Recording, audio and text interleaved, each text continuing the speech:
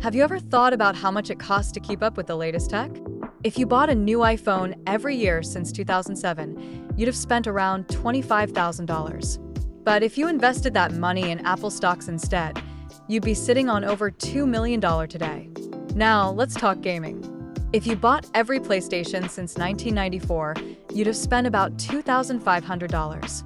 But investing that cash in Sony stocks? That would be worth around $38,000 now.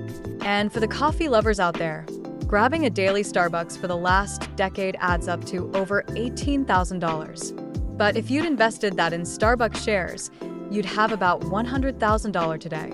Sneakerheads, listen up. Buying a new pair of Nikes every year for the past 10 years costs about $1,500. Invest that in Nike stocks, and you'd have over $10,000 now. The takeaway? Enjoying what you love is great, but investing in those brands can lead to serious financial rewards in the long run.